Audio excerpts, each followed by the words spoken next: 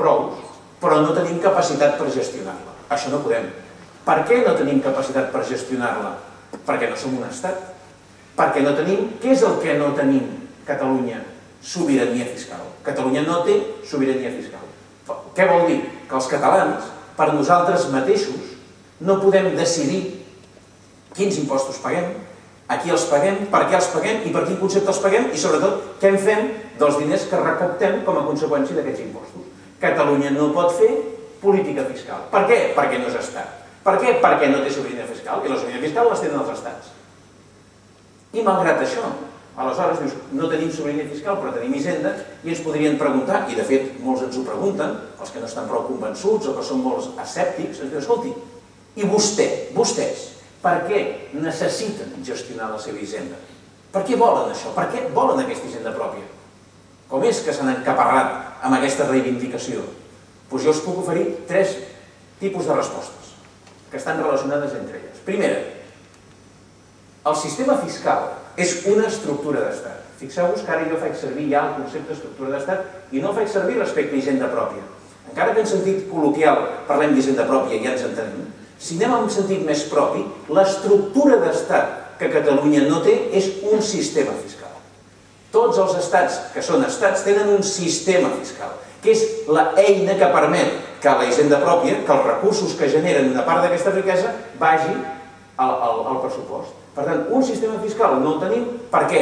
Perquè el nostre Parlament no té les competències necessàries per aprovar les lleis que regulen els impostos. I com que no podem decidir quins impostos es paguen, qui els paga, per què els paga i per quin concepte els paga, no podem fer política fiscal. Catalunya no pot fer una política fiscal pròpia.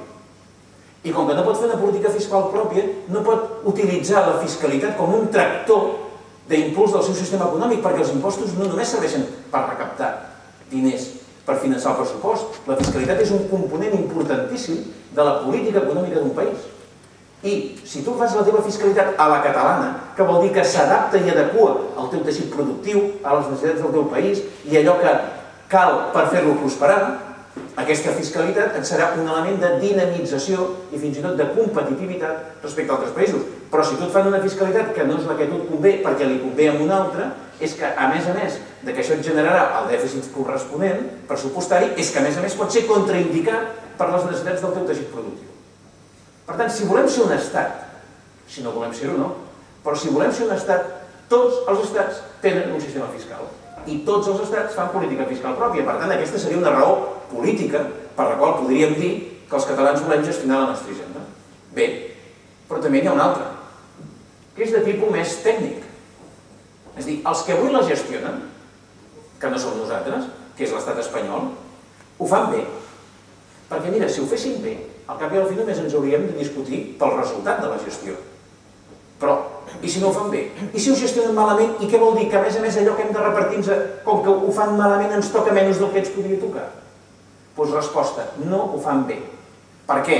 Perquè el nivell de frau fiscal que hi ha a l'estat espanyol és incomparable i inacceptable en aquests moments, diguem, del segle XXI. Tan inacceptable que ni el calculen. Ni es calcula. El ministre d'Hisenda actual i tots els seus predecessors, que se suposa que es dediquen a això, ni tan sols l'han calculat.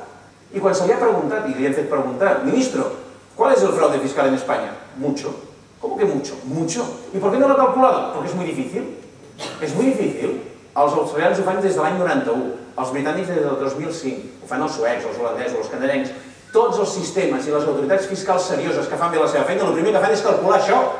Perquè si tu no calcules això, com sé jo si ho fas bé o fas malament? Per tant, no ho fan bé. Com que no ho fan bé, tenim legítimament l'aspiració de dir, deixi'ns-ho fer nosaltres, que potser ho farem més bé. I si no, vostès ho han fet 35 anys, i si no, ho fem bé, ja ho tornaran a fer si volen. Però deixi'ns-ho fer perquè potser ho fem millor. I si ho fem millor, això repercutirà en un millor benestar dels nostres ciutadans. Perquè aquesta és l'última i tercera raó. La tercera raó, i la més important, és que perquè una societat funcioni bé és indispensable l'equilibri entre l'ingrés i la despesa, com en una família, com en una empresa. Tu no pots gastar més del que ingresses, però tampoc és correcte que ingressis menys del que podries. Per tant, és indispensable que hi hagi aquesta correspondència entre l'ingrés i la despesa. Per què? Perquè el dèficit fiscal és un dèficit social. Els impostos tenen per finalitat avui financiar la despesa. Per tant, si tu recaptes menys d'allò que podries recaptar, estàs donant menys oportunitats als ciutadans que es beneficien d'aquesta despesa i tens més dificultats per reduir la desigualtat, perquè una de les funcions de la fiscalitat és reduir la desigualtat. Per tant, una mala gestió, un mal disseny del sistema i una ineficàcia en la seva aplicació comporten un dèficit social de tal manera que les persones que fan un esforç pagant, a l'hora de la veritat, no reben per part de l'Estat les adequades, diguem, despesa pública, els serveis públics corresponents amb tot això.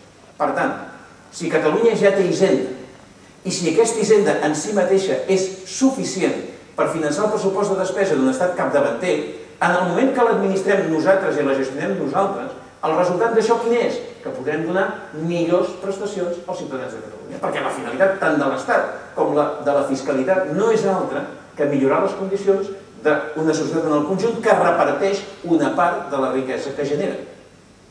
Aquesta és la finalitat última, no n'hi ha cap altra. Això què vol dir? Que si esdevenim estat i tenim sobirania fiscal, com que ja tenim hisenda i aquesta hisenda és suficient, podrem no només pagar-nos aquest estat en el sentit polític, sinó sobretot que aquest estat podrà desenvolupar les polítiques públiques que fa un estat, és a dir, millors pensions, no les mateixes, estan garantides les pensions, no és que estiguin garantides, és que seran millors. Ara és quan no estan garantides. I a mi, fins la meva mare, que està jubilada, em pregunta, bueno, però Joan, això està garantit? I que el problema no és la teva pensió, que i tant que ho està garantida, és el del teu net o del teu fill. Si no fem alguna cosa, aquestes no que no estan garantides si estem diluïts en un sistema econòmic com és l'espanyol en caiguda lliure. Aquestes no, O sigui, els avis no han d'estar preocupats per ells, us asseguro que cobraran segur. Han d'estar preocupats pels seus nets, que si no fem alguna cosa no cobraran. Podeu pujar de peus. Per tant, si l'única capacitat... Nosaltres sí que el cobraríem i que ho podríem fer si ens ho podem gestionar, però si es gestiona malament i a més la gestió ens perjudica, aquí és quan no tenim futur. Per tant, és indispensable que tinguem clar quin és l'objectiu i que no ens manca una hisenda, que hisenda ja la tenim, el que ens manca és la capacitat de decidir-la. Molt bé. Doncs seguim avançant. Com que ara volem fer la hisenda pròpia, i volem fer la nostra fiscalitat, el primer que hem de fer és conèixer-la.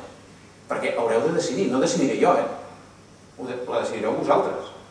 Perquè en un règim democràtic, qui determina la fiscalitat és la ciutadania votant. Per tant, els responsables de fer la fiscalitat a Catalunya no sóc jo, sou vosaltres.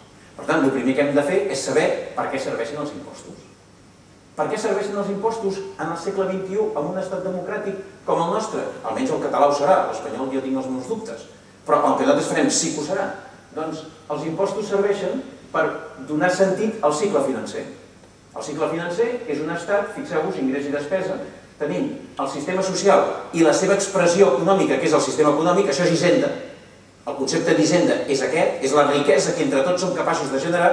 Una part d'aquesta riquesa, a través del sistema fiscal, arriba al pressupost i d'aquest pressupost, en forma de despesa, torna al sistema social. Això és un cicle financer. Amb els impostos que paguen uns, reben les pensions uns altres, per exemple. Això és un cicle financer. I com s'aconsegueix que passi això? Doncs un sistema fiscal necessita 3 pilars. El primer pilar són les fonts. Les fonts, en terminologia jurídica, vol dir les lleis. Perquè en un sistema democràtic els impostos es paguen perquè ho diu la llei. No perquè ho diu el rei, sinó perquè ho diu la llei, que ens representa a tots i tots decidim quins impostos paguem. Per això, quan ho fem nosaltres, serà a la catalana. Que en tenim de lleis fiscals a Catalunya? Molt poquetes. Però on es fabriquen les lleis? Qui fabrica les lleis? El Parlament. Que en tenim? Sí, perquè si no en tinguéssim l'hauríem de fer.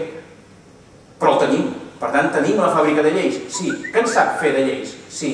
Que pot fer les lleis fiscals? No. Però si som un estat, sí. Per tant, aquesta columna la tenim, però no la podem activar. Però la tenim. Perquè si no la tinguéssim, l'hauríem de crear. Perquè hem de fer fiscalitat. I sense lleis no es fa fiscalitat. Molt bé. Quan un Parlament exerceix la seva sobirania i produeix el conjunt de lleis que regulen la fiscalitat, el que crea és una cosa que se'n diu estructura. Una estructura tributària és el conjunt d'impostos vigents en un moment determinat. Tots els que coneixem ara, imagineu-vos tots junts. L'IVA, l'impost sobre la renta, l'impost de patrimoni, successions, els impostos locals, tots junts i ordenats formen una estructura. Per tant, imagineu-vos que en tenim d'estructura. No, tenim uns quants impostos, però no tenim una estructura completa perquè el nostre Parlament no ho pot fer tot. Ara imaginem-nos que el nostre Parlament ja ho pot fer i exerceix la seva sobirania i crea una estructura. Però encara que en el BOE, en el Diari Oficial de la Generalitat posa que demà plogui, això no vol dir que plogui. Encara que en el Diari Oficial de la Generalitat es posi s'ha de pagar l'IRPF, això encara no ha aconseguit que un sol euro hagi sortit del sistema econòmic i hagi arribat al sistema social. Perquè el que s'ha d'aconseguir és que aquesta estructura es faci realitat, es converteixi en ingrés. Ho veieu o no? Sí? Com s'aconsegueix això? El tercer pilar, que això és el que em dedico jo, és a la gestió. El tercer pilar és la gestió. Quan tu tens els tres, tens les fonts, que és la sobirania fiscal que et dona el ser estat, aquestes fonts creen una estructura i tu gestiones aquesta estructura, com a conseqüència d'això es produeixen els ingressos que se'n van al pressupost i que en forma de despesa tornen a la societat. I això és el cicle financer d'un estat, això és el que fa un estat. I nosaltres volem ser un estat i hem de fer això. Molt bé. Doncs, perquè entengueu aquest concepte de gestió i d'estructura, em serveix molt aquest exemple, jo ho explicava ara menys, perquè en faig menys, quan feia classes a la universitat, i els intentava explicar què és una estructura tributària, i dic, imagineu un edifici. Un edifici. I a aquest edifici li diem estructura tributària. Per què? Perquè és nostre, i li posem el nom que volem. Si aquest edifici és estructura tributària, qui és l'amo? Qui seria l'amo d'aquest edifici? L'Estat, no? Seríem tots. Aquest seria l'amo. I imagineu-vos que a cada un dels pisos hi anem posant els diferents impostos. A cada finestreta, a cada pis, hi posem un impost, fins a completar el conjunt de l'estructura tributària. Ja tenim un immoble. Ho veieu? Imagineu que això és un edifici. Què faria? Imagineu que és un edifici aquí a Sant Cugat. Qui és l'amo? Què fa l'amo d'un edifici d'aquestes característiques? Què ha de fer?